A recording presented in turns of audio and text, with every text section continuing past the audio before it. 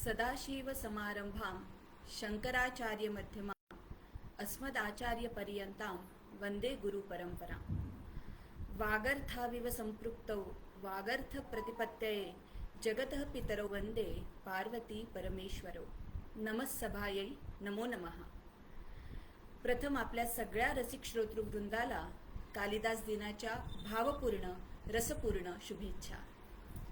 आज कालिदास दिनानिमित्त स्वातंत्र्यवीर सावरकर महाविद्यालयाच्या संस्कृत विभागाद्वारे महाकवी कालिदास सप्ताहांतर्गत आयोजित या कार्यक्रमात मला व्याख्याता म्हणून आमंत्रित केले आणि आपले विचार मांडण्याची संधी दिली त्याबद्दल मी आयोजकांचे, विशेषतः संस्कृत विभाग प्रमुख प्राध्यापक सचिन कंदले आणि समन्वयक श्री आनंद रत्नपारखी यांचे मनापासून आभार मानते।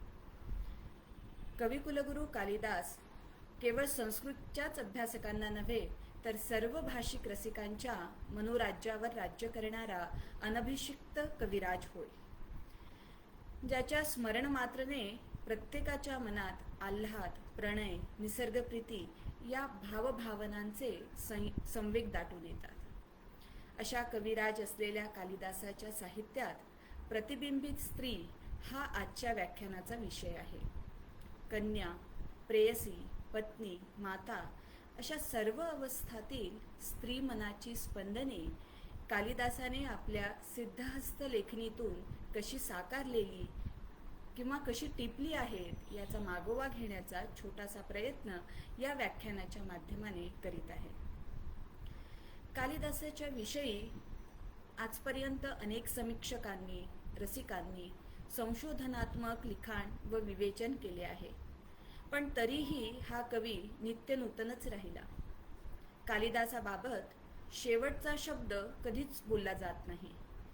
कालिदासाचे साहित्यात आढळणारे जे जे विषय आहेत ते सर्व त्याच्या प्रतिभाशक्तीची साक्ष देणारे तर आहेतच, पण संशोधकांचीही प्रतिभा, ज्ञान पणाला लावणारे आहेत। आपल्यासारखे अनेक संशोधक कालिदासाचे व्यक्तिचरित्र, निसर्ग सौंदर्य, प्रणय, दार्शनिक विचार, भौगोलिक वर्णन, शैक्षणिक विचार, व्याकरण दर्शन इत्यादी अनेक विषयांवर आपल्या संशोधनात्मक चष्म्यातून एक एक बाजू न्याहाळण्याचा प्रयत्न करतो, पण तरीही त्यास पूर्णत्व देण्यास अद्यापही यश प्राप्त झाले नाही।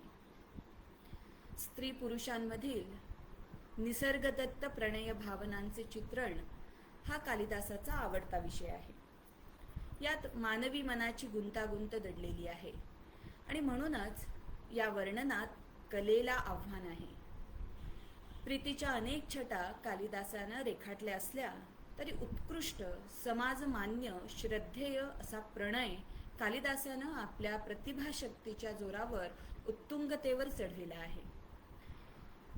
आपल्या ग्रंथात जी समाजव्यवस्था कालिदासाने वर्णिली आहे, ज्या ध्येयात्मक प्रवृत्तींचं चित्र काढलेलं आहे, ज्या प्रत्यक्ष आचारविचारांचं स्वरूप विशद केलं आहे, त्यांच्या मुळाशी काही विशेष तत्वे होती। पात्रांचे स्वभाव वर्णन करताना त्या तत्वांना कालिदासानं प्रत्यक्ष स्वरूप दिलं आहे। अर्थात हे स्वरूप त्या तत्वांना प्रतीत करतं असं जाणून बुजून वाचकाला तो सांगत नाही आणि असं कोणताही उत्तम कवी सांगत नसतो।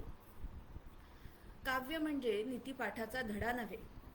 या धड्यामध्ये पुष्कळ वेळा वृक्षपणा, कोरडेपणा असतो, पण काव्याचा आत्मा रस आहे आणि म्हणून त्यात वृक्षपणाला जागा नाही।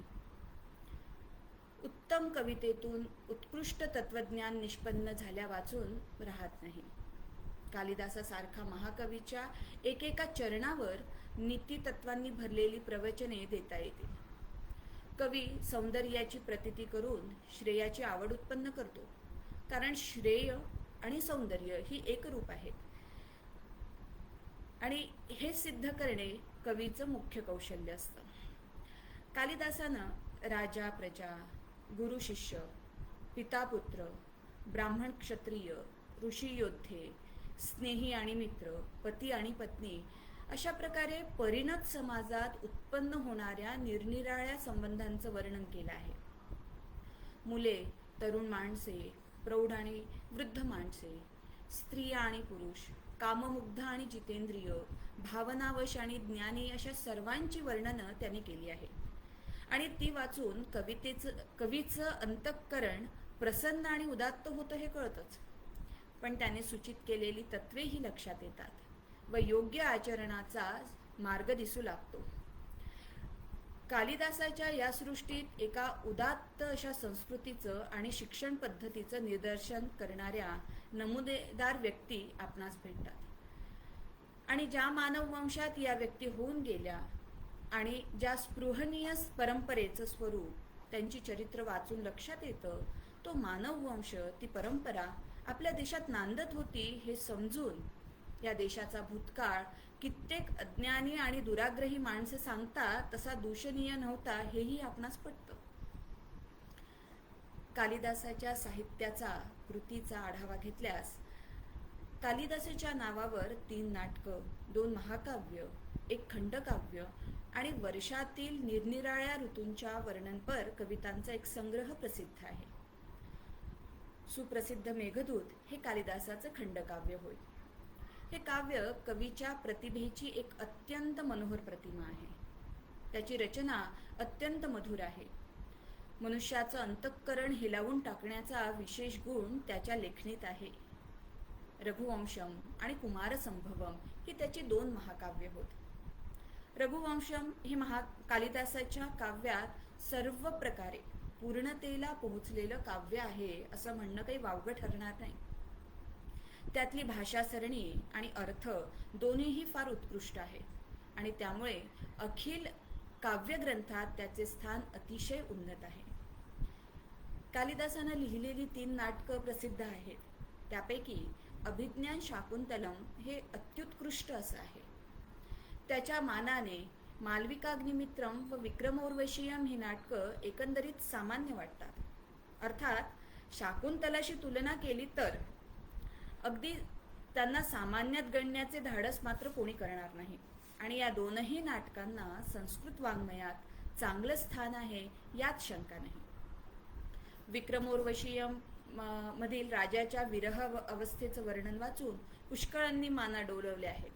राजा अग्निमित्र आणि मालविका यांच्या प्रणय कथेतील युक्ती प्रयुक्ती वाचून गंमत वाटल्या वाचून राहत नाही. दोन्हीही नाटकात कालिदासाची भाषाशैली स्पष्टपणे दिसून येते. पण शाकुंतल हे नाटक फारच निराळ्या प्रकारचं आहे. त्यातली कथावस्तू ही संकुचित नाही. स्वभाव वर्णनं हृदयाला भिडणारी आहेत. तरुण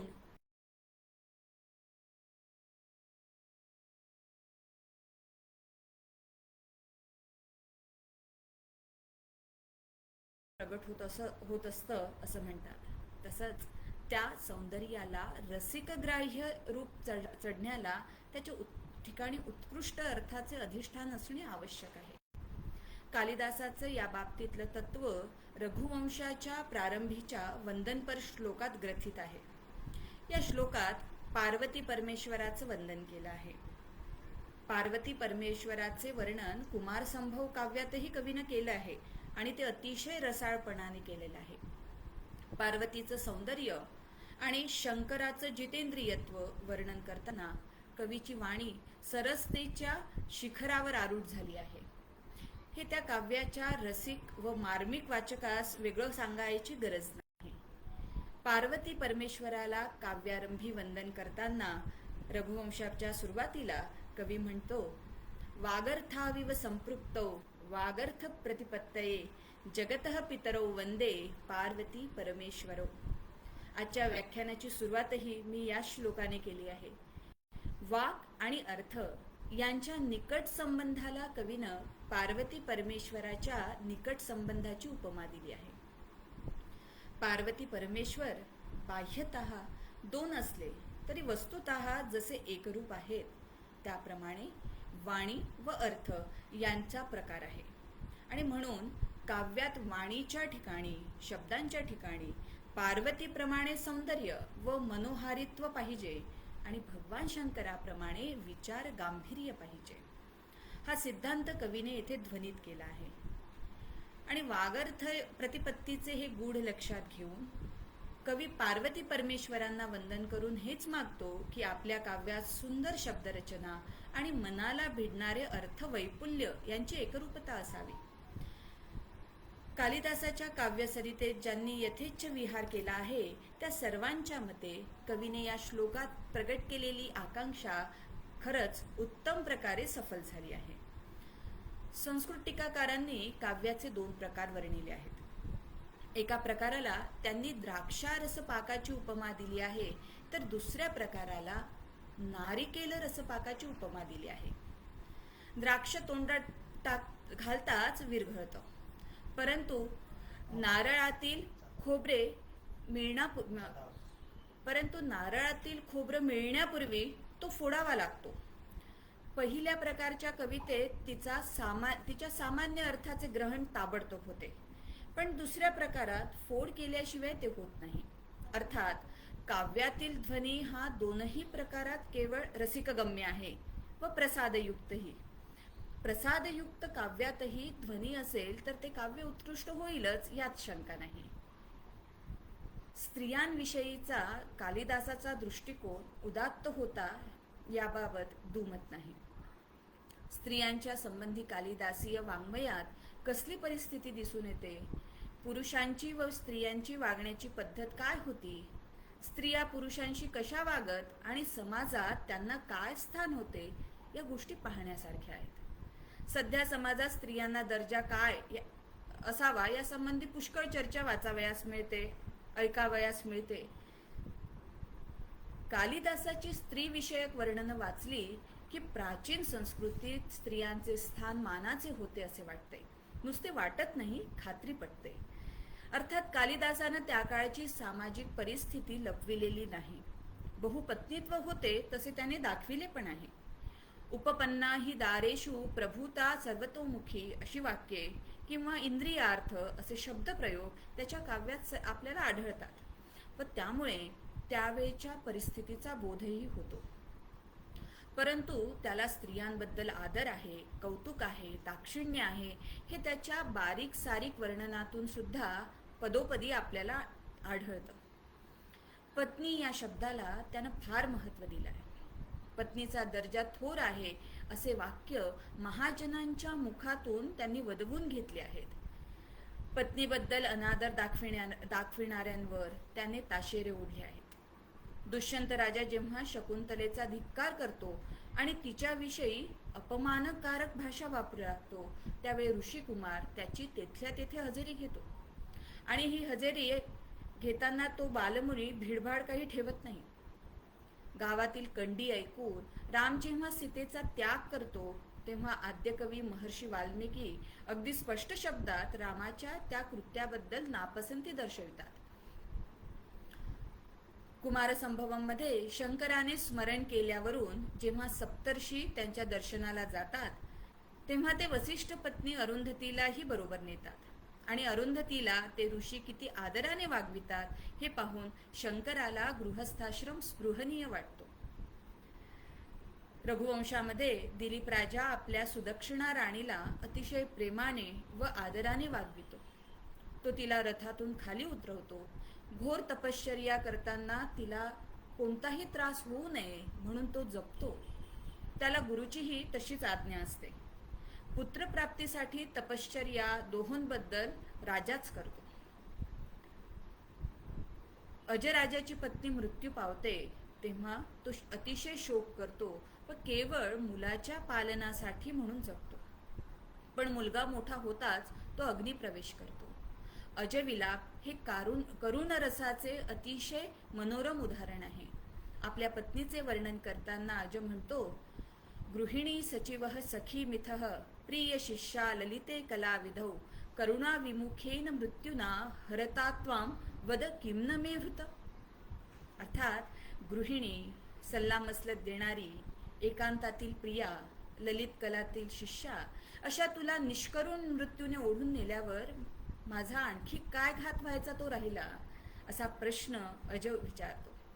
पत्नीबद्दलचे हे उद्गार आणि ही भक्ती पाहिली की खरंच आश्चर्य आणि आनंद वाटतो. राम राजकारणासाठी पत्नीचा त्याग करतो पण पुन्हा लग्न करीत नाही. आणि राजसूय यज्ञाच्या वेळी सीतेची सुवर्णमय प्रतिमा करून काम चालवितो. आपले हे एकपत्नी व्रत अखंड प्रकट करतो. बारीक सारीक गोष्टीत सुद्धा स्त्रियांना आदरानं व कारुण्यानं वागवावे असा दंडक कालिदासाच्या काव्यात सर्वत्र आढळतो. दिलीप वसिष्ठांकडे जाताना पत्नीला बरोबर नेतात व वाटेत तिला मजेदार गोष्टी सांगून तिचं रंजन करतात. राम व सीता लंकेवरून परत येत असताना पुष्पक विमानातून राम तिला वाटेवरची ठिकाणे मोठ्या कौतुकाने दाखवितो.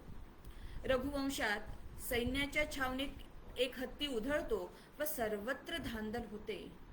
तेव्हा सैनिकांनी प्रथम स्त्रियांचे रक्षण केले असे वर्णन आहे. ही बारीक सारीक वर्णने वाचली म्हणजे लेडीज फर्स्ट, स्त्रियांची सोय प्रथम केली पाहिजे हे तत्व कालिदासाच्या कथनात आढळते हे कळून आपणास विस्मय आणि आनंद होतो. स्त्रियांबद्दल कवीनं काढलेला असा अपशब्द कालिदासाच्या साहित्यात मिळत नाही. कितीतरी संस्कृत कवींनी स्त्रिया म्हणजे या जगातील सर्व अनर्थांचे मूळ, पुरुषाला मूढ बनवून नरक मार्गाला लावणाऱ्या पापिनी, सर्व मोहांचे आदिकारण असे वर्णन केले आहे. मनुष्य जे अकार्य करतो ते स्त्रियांच्या चिथावणीमुळेच करतो आणि स्त्री म्हणजे मोक्षाच्या मार्गातील सर्वात मोठं विघ्न असं वर्णन करणारे तत्वज्ञ आणि कवी शेकडोनी मोजता येतील.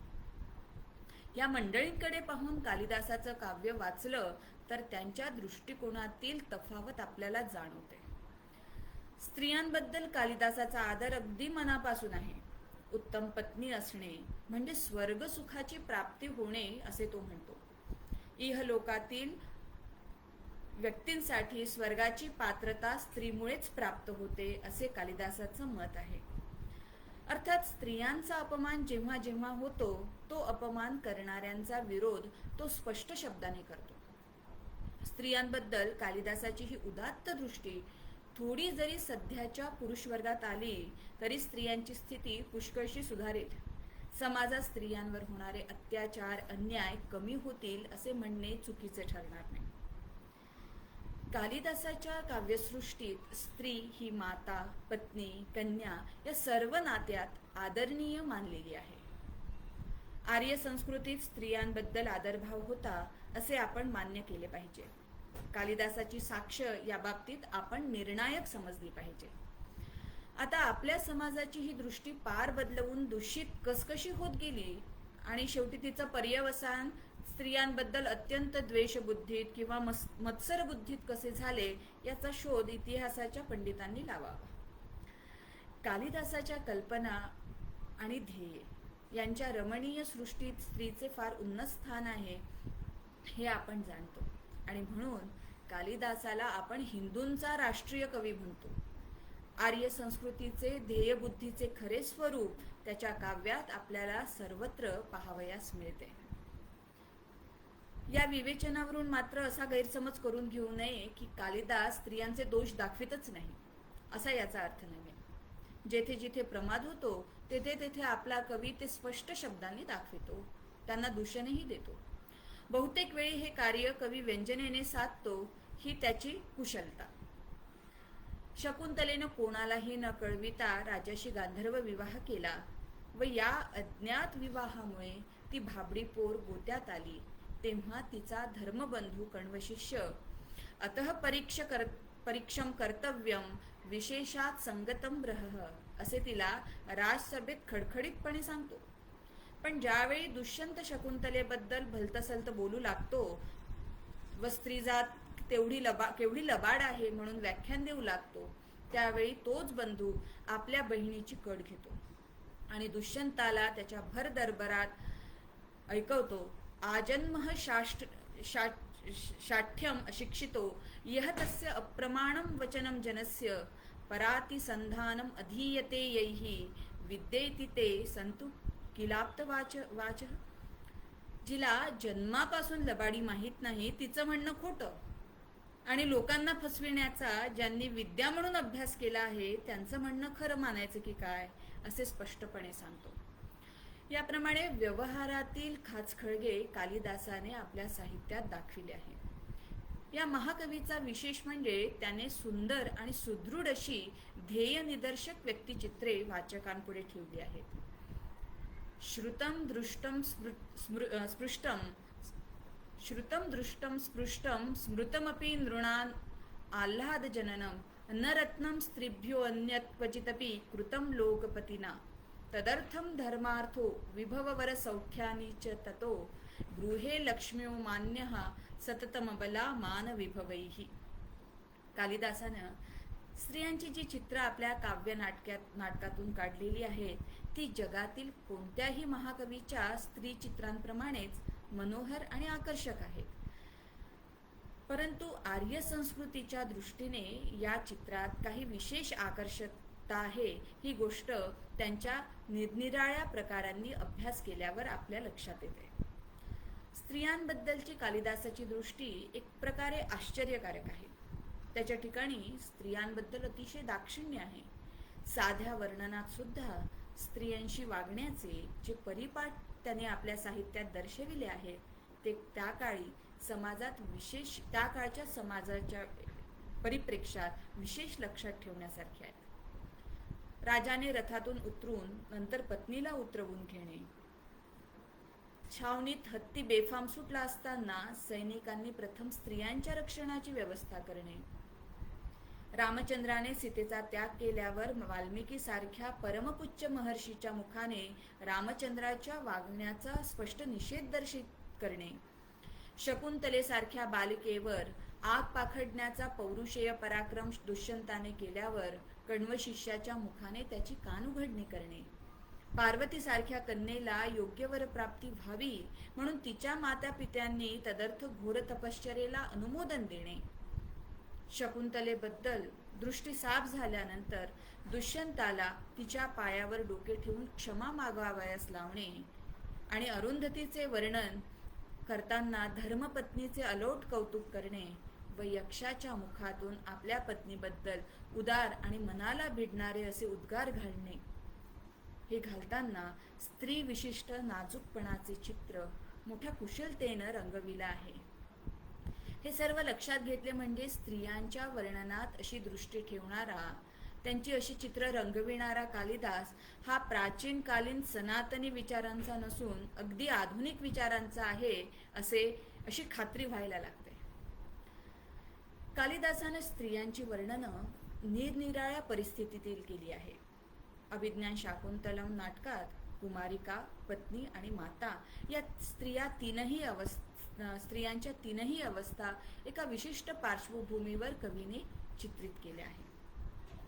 कुमारसंभवातील पार्वती ही कुमारिका आणि विवाहोत्सुक तरुणी अशी रंगविली आहे. तिच्या वर्णनाची पार्श्वभूमी ही शकुंतलेपेक्षा निराळी आहे. तिचा स्वभाव अगदी भिन्न दाखविला आहे. रघुवंशात वर्णन केलेली सीता ही पत्नी आहे. शकुंतला, पार्वती, सीता ही कालिदासाच्या साहित्यातील प्रमुख स्त्री पात्रे आहेत. त्याचप्रमाणे प्रसंग अनुरोधाने एवढी मोठी नव्हे पण लहान अशी स्त्रियांची वर्णने पुष्कळ ठिकाणी आलेली आहेत आणि अशा प्रकारे निरनिराळे वय, स्थिती आणि प्रसंग यांची वर्णनं आपणास पाहावयास मिळतात. रघुवंशाच्या पहिल्या सर्गात पुत्रोत्सुक स्त्री वर्णिलेली आहे. 6व्या सर्गात स्वयंवराला उभ्या असलेल्या मुलीचे, इंदुमतीचे वर्णन केले आहे. मेघदूतात विरह दुःखित असलेल्या पत्नीचं वर्णन आहे. कुमारसंभवाच्या 4थ्या सर्गात वैधव्याचा भयंकर प्रसंग जिच्यावर ओढवला आहे अशा रतीचा विलाप आहे. मालविकाग्निमित्रात बहुपत्निकत्वामुळे निर्माण होणाऱ्या गृहस्थितीचं चित्र आहे. कुमारसंभवात अरुंधतीचं वर्णन थोडक्यात पण अतिशय भावणारं आहे. पण सर्वांपेक्षा शकुंतला, पार्वती आणि सीता यांची चित्रे डोळ्यात विशेष भरतात यात शंका नाही. प्राचीन काळच्या आर्य संस्कृतीतील स्त्रियांची भरतखंडाच्या कविराजराजेश्वराने काढलेली ही चित्र असल्यामुळे त्यांच्या गुण अवगुणांचा सूक्ष्म अभ्यास करून स्त्रियांबद्दल म्हणून समाजात ज्या रूढ कल्पना आहे आणि ज्या आपण सनातनी म्हणून समजतो त्यांचा कालिदास पुरस्कार करतो का की त्याहून दुसऱ्या काही कल्पनांचा तो पुरस्कर्ता आहे हे आपण निश्चित करण्याचा प्रयत्न अभ्यासाद्वारे केला पाहिजे. शिवाय बालिका, पत्नी, माता या निरनिराळ्या अवस्थांमध्ये जे प्रसंग उत्पन्न होतात आणि जी कर्तव्य करावी लागतात त्याविषयी कालिदास काय सूचित करतो, कोणते ध्येय पुढे ठेवतो हेही पाहण्यासारखे आहे. कविता लिहिण्याचे ठिकाण म्हणजे काही व्यासपीठ नव्हे हे जितकं खरं तितकंच ध्वनितत्व हा काव्याचा फार मोठा भाग आहे हेही खरं. आणि म्हणून कवी हा ध्वनिबलाने तत्वज्ञानी, अंतर्ज्ञानी, त्रिकालज्ञानी यांच्याही वरच्या पायरीला पोहोचतो. काव्य ही खरोखर त्याच्या नाटकापेक्षा फार महत्त्वाची आहे व त्यामध्ये मनुष्य स्वभावाची विविधता उत्कृष्टपणे चित्रित केली आहे. स्त्रियांबद्दल वस्तू व ध्येय या दोहोदृष्टीने कालिदासाची वर्णनं विशेष करून शकुंतला, पार्वती आणि सीता यांच्याबद्दल फार विचारणीय आहेत. अभिज्ञान शाकुंतलमच्या पहिल्या 3 अंकातील प्रणयमुग्ध शकुंतला 5व्या अंकात पत्नीच्या रूपाने आपल्या दृष्टीस येते आणि जीवनात येणाऱ्या संकटांना झेलताना तिला आपण पाहतो. त्या संकटांचा मारा एवढा जबरदस्त आहे की त्यामुळे यौवन सुलभ भावना तिच्या अंतःकरणातून नाहीशा झाल्या आणि ती तपस्विनी बनली. कुमारिका, पत्नी, माता या अवस्था स्त्रियांना प्राप्त होतात आणि या 3ही अवस्थांचे वर्णन एकाच पार्श्वभूमीवर कालिदासाने शकुंतलेच्या रूपाने केले आहे. कालिदासाचे विशेष कौशल्य हे की अतिविनयी म्हणून कल्पिलेली ही शकुंतला सुद्धा दुष्यंत जेव्हा तिच्या शिलावर हल्ला करतो तेव्हा नागिणीसारखी चवताळते आणि त्याला कितव म्हणून अपशब्द बोलायला ती मागे पुढे पाहत नाही. कालिदासानं वर्णन केलेली कोणतीही स्त्री पतीकडून सुद्धा आपल्या शिलावर शिंतोडे उडवून घेण्यास तयार नसते. हा त्याच्या आर्य स्त्री वर्णनाचा विशेष. शकुंतलेचे चित्र मनोहर आहे, अत्यंत मधुर आहे, अतिशय चिंतनीय आहे आणि तिचं सामर्थ्य तिच्या मातृत्वात आहे. ती माता होती म्हणून बलिष्ठ होती. ती मातृत्वामुळेच पुन्हा तिच्या मातृत्वाच्या सामर्थ्यामुळे पुन्हा दुष्यंत तिच्या जवळ आला आणि तिच्या पायावर चरणावर मस्तक ठेवून आपल्या डोक्यातील सर्व किलमिशांचा त्यांनी नाश केला. 7व्या अंकात शृंगार रसाचा सोसाट वारा नाही, पण तेथे करुण आणि शांत रसाला प्राधान्य आहे आणि त्यामुळे वाचकाच्या मनाला हा प्रसंग आनंद आणि सुख देतो. शकुंतला म्हणजे कुमारी, पत्नी, माता या स्त्रीच्या विविध अवस्थांची कथा आहे व पुढील 2 अवस्था प्रथम अवस्थेतील प्रणयाच्या आणि अजाणतेपणाच्या भरात घडलेल्या गोष्टींचा परिणाम दर्शवितात. या उलट कुमारसंभवम मधील पार्वतीचे जे चित्र आहे ते निराळ्या प्रकारचे आहे. पार्वतीला शंकर हाच पती हवा होता. पार्वती ही थोर मात्यापित्यांची सुशील आणि निश्चयी कन्या होती. कालिदासाने काढलेलं जानकीचं चित्र देखील तेजस्वी आर्य स्त्रीचं चित्र आहे. स्त्रीच्या जीवनाचा अत्यंत आल्हाददायक आणि रमणीय टप्पा म्हणजे तिच्या आयुष्याचा गृहस्थाश्रमातील प्रवेश. आयुष्यभराच्या साथीदारासोबत सुरू केलेला जीवन प्रवास, अनेक स्वप्न उराशी बाळगून समर्पणाच्या दिशेने टाकलेलं तिचं हे पहिलं पाऊल म्हणजेच त्याचं दाम्पत्य जीवन. दाम्पत्य जीवन प्रत्येकाच्या जीवन प्रवासातील अत्यंत विलोभनीय, आदर्श, कल्पनायुक्त आणि अवर्णनीय असा टप्पा. त्यामुळे रसिक वाचक वर्गातील विवाहित वाचकांसाठी आपल्या दाम्पत्य जीवनाचे प्रसंग अनुभवण्याचा व मधुर स्मृतींना उजाळा देणारा, तर अविवाहित वाचकांसाठी भविष्यातील सुखस्वप्ने रंगविणारा आहे. त्यामुळे कोणत्याही वर्गवारीतील वाचकाला खिळवून ठेवणारे व रोमांचकारी वाटणारे हे दाम्पत्य प्रणय वर्णन कालिदासाने आपल्या शब्दकुंचलाने कसे रंगविले व त्याच्या विविध छटांचे कसे आल्हाददायक चित्र साकारले हे पाहणे व त्याच्या साहित्यात आढळणाऱ्या स्त्री पात्रांच्या पाऊल खुणांचा मागोवा घेण्याचा प्रयत्न या माध्यमातून आपण करूया. जो कवी आपल्या महाकाव्याचा आरंभ वागर्थाविव संपृक्तौ पार्वती परमेश्वरौ या श्लोकाने करतो, त्यातून त्याची दाम्पत्य जीवनाकडे बघण्याची अद्वैत दृष्टी प्रकट होते. वाक आणि अर्थ हे जसे अद्वैत युक्त आहे, तद्वत पार्वती आणि परमेश्वर हे दंपती अर्थात शिवशक्ती हे अद्वैताने युक्त आहे. ही अद्वैत भावना कालिदास वर्णित दंपती जीवनात सर्वत्र प्रगट झालेली दिसते. वैवाहिक प्रीतीचे दाम्पत्य प्रणयाचे भारदस्त स्वरूप दिलीप सुदक्षिणा, अजय इंदुमती, रामसीता, रतिमदन यांच्या जीवनात आहे. पती पत्नीच्या प्रेमाला केवढी घनता आणि खोली येऊ शकते याचे प्रत्यंतर अजाच्या जीवनावरूनच मिळण्यासारखे आहे. पती पत्नीच्या हृदयाचे मिलन झाले म्हणजे त्यांच्यात दुजाभाव उरतच नाही. पत्नी नुसती गृहिणी राहत नाही, ती सखी होते, जीवनाचे सुकाणू चालविणारी सचिव होते. सामाजिक जीवनात स्त्रीचे स्थान भले दुय्यम असे, दाम्पत्य प्रणय राज्यात मात्र ती स्वामिनी असते. या नात्यात पती पत्नी नुसते जवळ येत नाही, तर ते एकाच पातळीवर येतात, एकाच अधिकरणात येतात.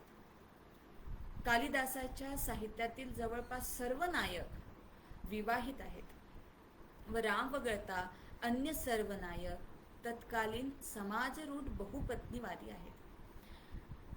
नाटकाची रंगत साधावी, साहित्यकलेचा मनोरम विलास दाखवावा एवढाच उद्देश या चित्रणात नाही.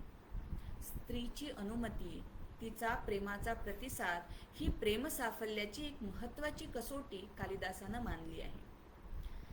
पुरुषप्रधान बहुपत्निक समाज रचनेत पुरुषाचे स्वातंत्र्य गृहीत असताना स्त्रीच्या प्रेमाची, तिच्या अनुकूलतेची दखल कालिदासानं आपल्या साहित्यात जोपासली आहे.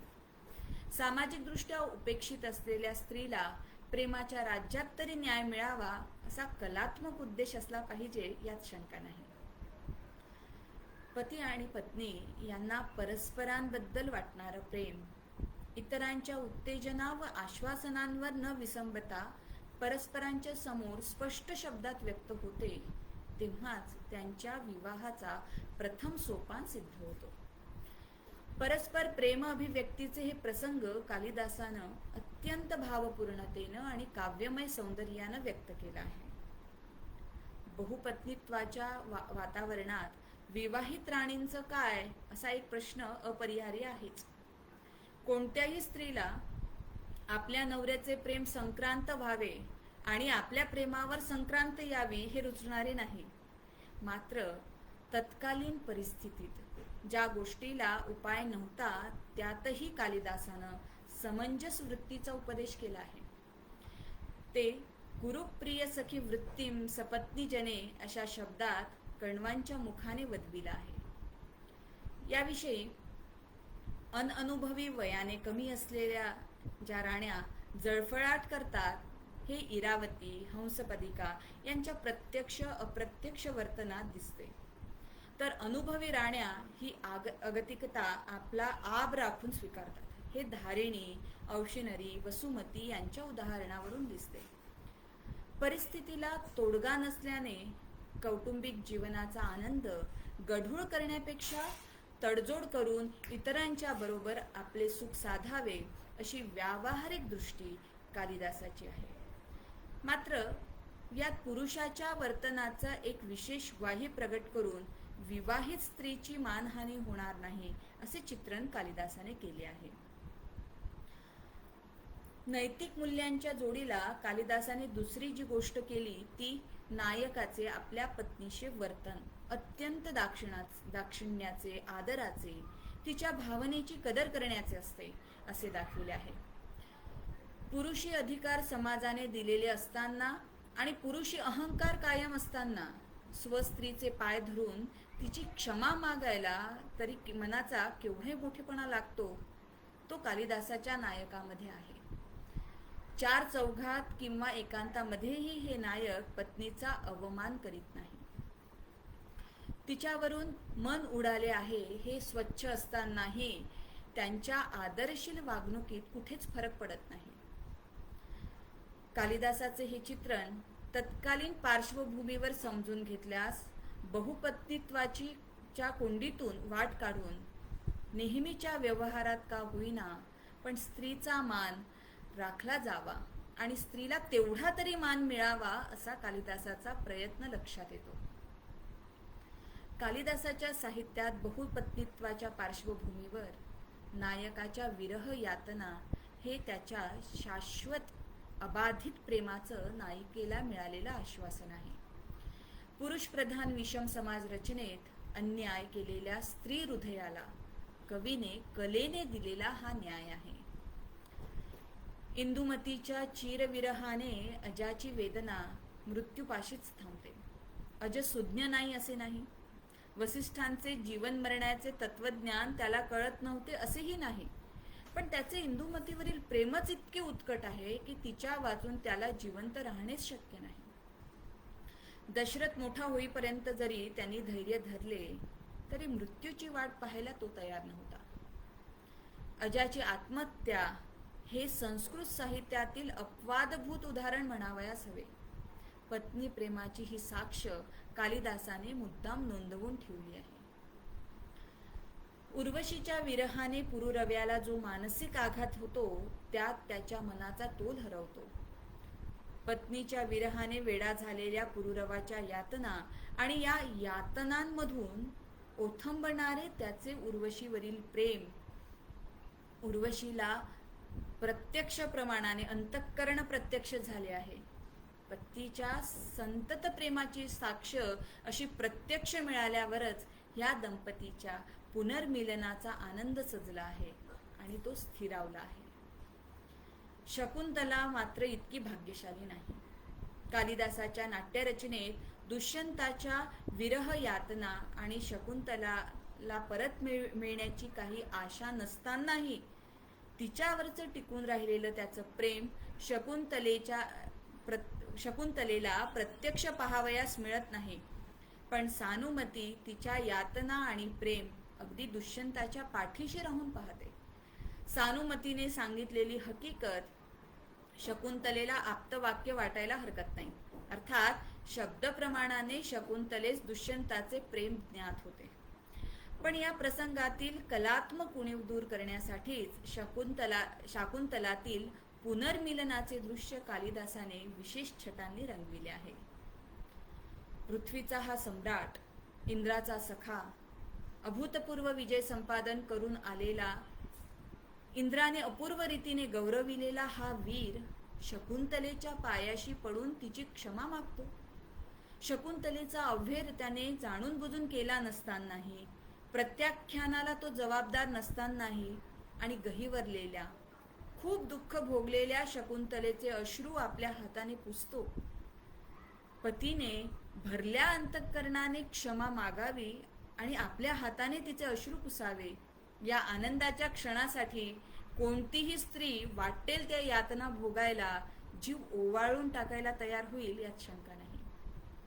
स्त्री जीवनाची, तिच्या प्रेमाची कृतार्थता या क्षणात आहे.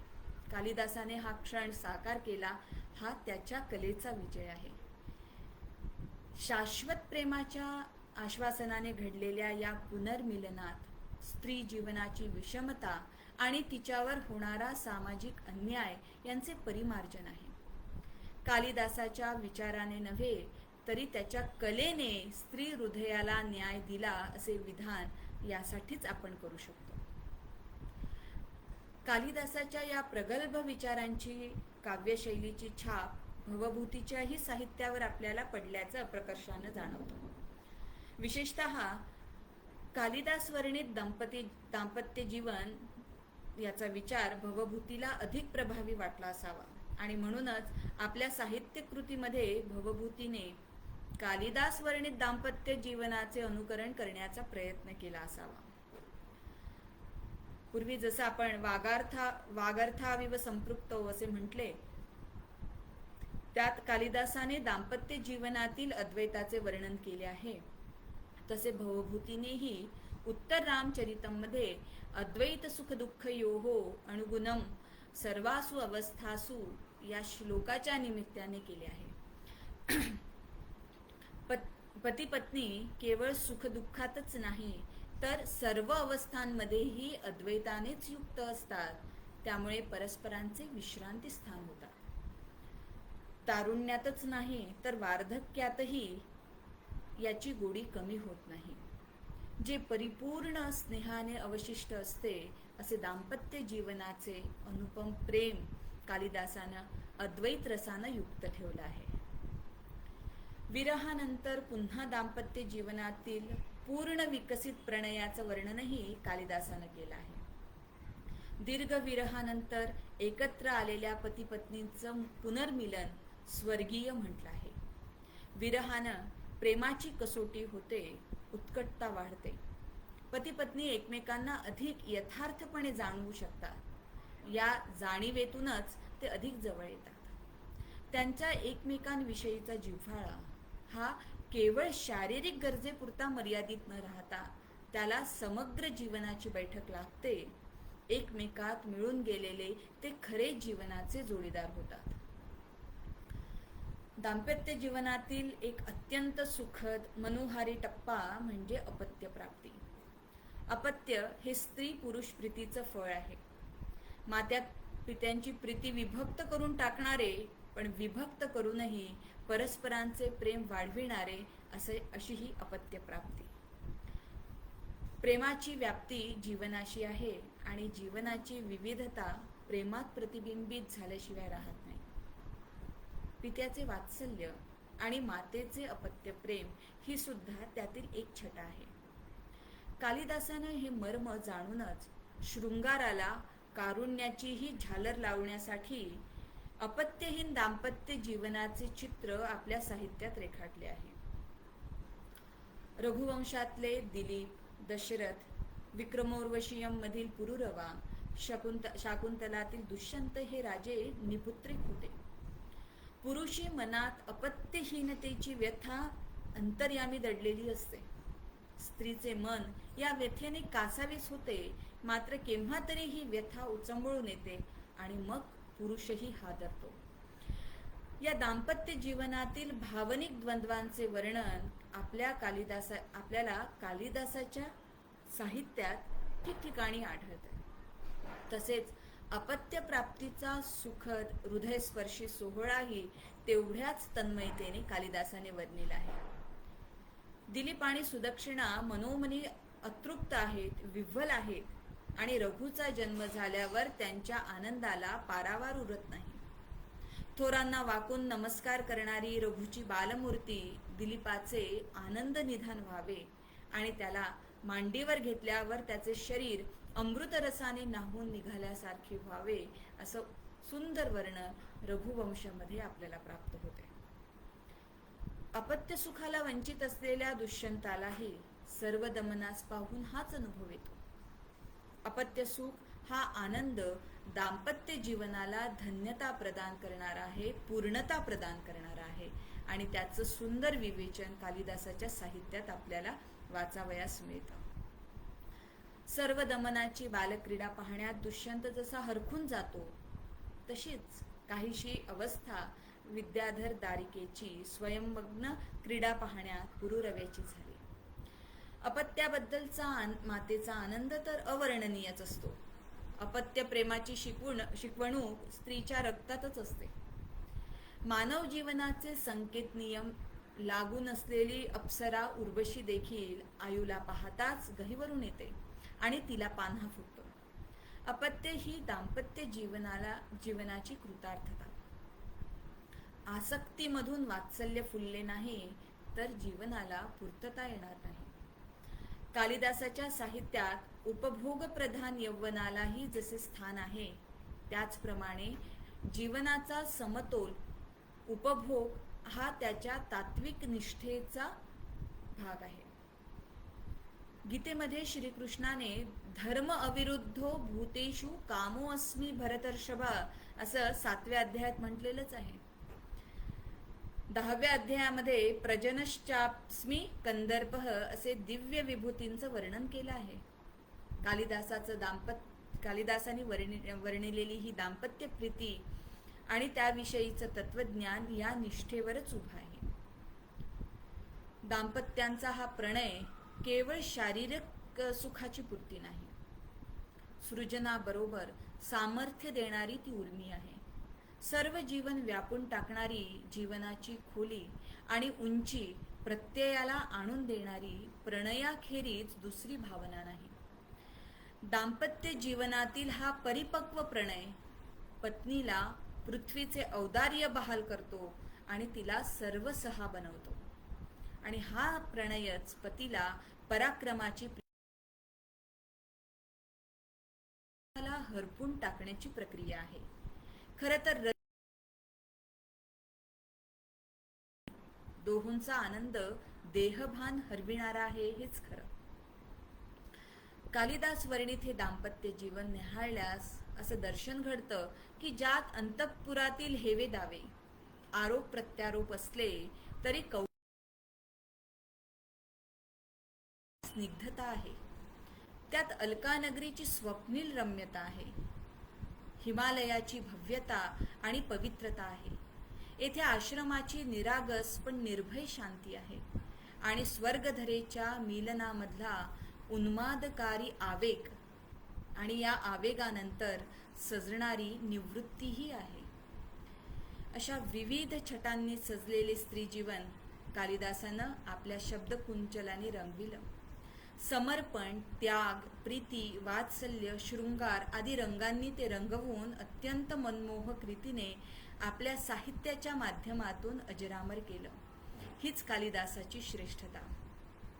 कालिदासाच्या साहित्यात प्रतिबिंबित स्त्री पात्रांच्या पाऊलखुणांचा मागोवा घेण्याचा प्रयत्न मी या व्याख्यानाच्या माध्यमाने केला. मला ही संधी उपलब्ध करून दिल्याबद्दल पुनश्च एकदा मी आयोजकांचे आभार मानते आणि आपली रजा घेते. धन्यवाद. नमस्कार.